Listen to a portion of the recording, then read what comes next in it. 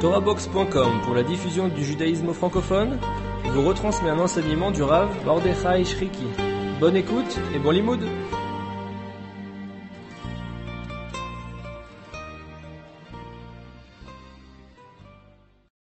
Nous allons parler ce soir au fait de l'essence de la Torah, mais aussi, je prends un autre titre, du sens de l'histoire. Que signifie donc le sens de l'histoire? Il y a une Mishnah de Masechet Avot que tout le monde connaît, que tout le monde a lu, au moins une fois par an. Dam ein bata ul'an ata olech. Akam el omer, dam ein bata ul'an ata olech. Velifne miata ati litendil mecheshbon. En fait, il y a trois questions que Akavia nous invite à méditer, à réfléchir, mais trois questions qui sont au fond deux questions. Il s'agit donc de Dam ein bata, sache d'où tu viens, la question sur l'origine, mais ein bata, et aussi ul'an ata olech, le but, où tu vas, vers où tu vas. Donc la question de l'origine et du but, ce sont les deux grandes questions de l'existentialisme, mais aussi les deux grandes questions de la Kabbalah. Dans Masechet Chagiga, nos maîtres parlent de Maaseh Bereshit et de Maaseh Merkava. Maaseh Bereshit signifie le récit de la Genèse, le mystère de la création, comment Dieu a créé le monde. Donc il s'agit de Ein. Le Ein, c'est le Ensof, c'est le sans fin, c'est l'inconcevable aussi, c'est l'insaisissable, c'est le Ein. Et ça c'est la première question. Maaseh Bereshit répond donc à la première question, à savoir d'où tu viens. Le récit de la Genèse donc répond à d'où tu viens. Et Maaseh Merkava, le récit du chariot, répond à la question de vers où tu vas. Ul'an ata olech. Pour quelle raison? On comprend bien Maaseh Bereshit qui relate donc le début, mais on ne comprend pas comment Maaseh Merkava peut signifier le but. Pour quelle raison la Merkava signifie donc le but? Au fait, le Ramchal nous explique que la Merkava signifie l'histoire. Pourquoi? C'est d'ailleurs une chose extraordinaire que le Ramchal a fait, c'est d'avoir paraphrasé la grande symbolique qui est la Kabbalah. Il y a beaucoup de thèmes dans la Kabbalah, mais qui ne sont pas signifiants pour l'entendement humain. Par exemple, l'histoire du chariot. C'est quoi le chariot? Il y a beaucoup d'éléments, beaucoup de thèmes, comme la barbe, les cheveux, Zeir Anpin, le petit visage, Arich Anpin, le grand visage.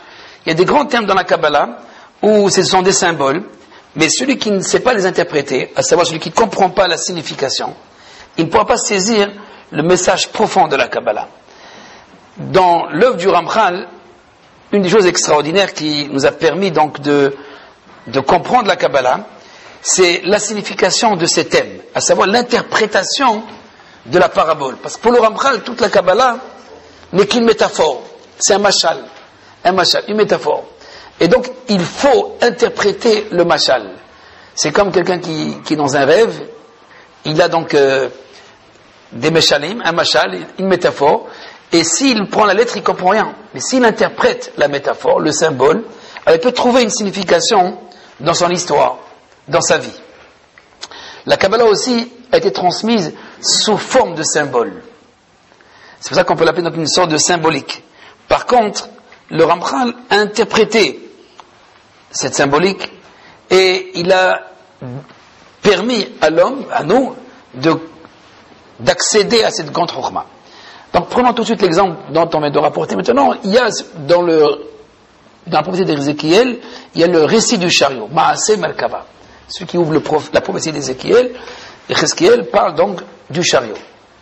Il parle aussi de certaines formes de bêtes qui sont dans les côtés, quatre côtés du chariot. Mais il y a une idée qu'on appelle le chariot. Que signifie le chariot? Le chariot, bon, aujourd'hui on dirait une voiture qui transporte. Mais il y a une voiture qui transporte des gens d'un endroit à l'autre. Et il y a une voiture aussi dans le ciel, dans le céleste. Il y a une voiture qui transporte les créatures d'un moment à l'autre. Comme il y a un transport dans l'espace qui transporte les gens d'un endroit à l'autre, il y a aussi un transport, Dieu transporte les créatures d'un moment à l'autre. Ce transport dans le temps s'appelle au fait la Merkava. La Merkava, c'est le transport. À savoir, on est passé à un moment donné de la Deuxième Guerre mondiale à la création de l'État d'Israël. Par exemple, ce passage, on peut lui donner une signification rationnelle, mais il y a bien sûr plus profond encore que le superficiel, que les événements tels qu'un historien ou un journaliste peut nous les rapporter. Il y a un sens profond de l'histoire. Et donc tout passage dans les événements correspond à quelque chose de bien précis dans la Merkava.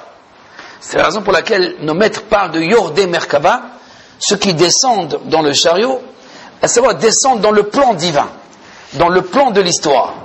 Donc ceux qui sont capables de descendre dans la Merkava, Yordei Merkava, sont capables de saisir les événements, de concevoir les événements avant qu'ils ne se réalisent. Un petit peu comme dans le rêve, préméditoire bien entendu. Donc il y a, dans cette symbolique qu'on appelle la Merkava, une histoire. Je vais donner un exemple beaucoup plus clair. Lorsque nos maîtres nous disent Mashira'ata Shivra alayam Lora'a Icheskel Mebozi ba Merkava. Ce que la dernière des servantes a vu lors de la traversée de la mer, le grand Ézéchiel, le grand prophète Ézéchiel dont on vient de parler maintenant, n'a pas vu lui dans la Merkava. Il faut comprendre en vérité qu'est-ce qu'ils ont vu, qu'est-ce qu'ils ont saisi. Au fait, il y a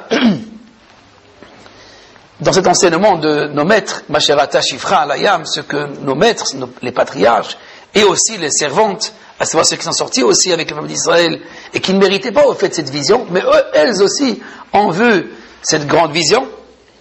Il s'agit de quoi exactement? La Torah nous dit, Vaya Israël et Taya d'Agedola. Et Israël a vu la grande main de Dieu. De quelle grande main il s'agit? C'est quoi la grande main de Dieu? Et Taya d'Agedola. Selon Rabbi Meir, dans la Gemara Brachot, Ra'u Ma'aseh Bereshit. Ils ont vu le récit de la Genèse. Ils ont vu la création du monde. Ils ont vu comment Dieu est la cause première de toute l'existence. Ils ont saisi la cause première. Ils ont vu la création. Ils ont vu devant eux comme s'ils étaient spectateurs de la création du monde. On ne comprend pas très bien exactement qu'est-ce qu'ils ont vu, mais c'est ce que Rabbi Meir dit.